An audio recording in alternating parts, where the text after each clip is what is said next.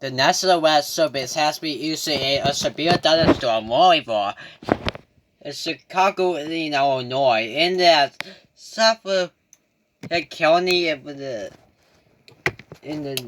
okay, what yes, it has been issued with a severe thunderstorm warning for at the 2 a.m. A severe thunderstorm warning has been located at Chicago right now.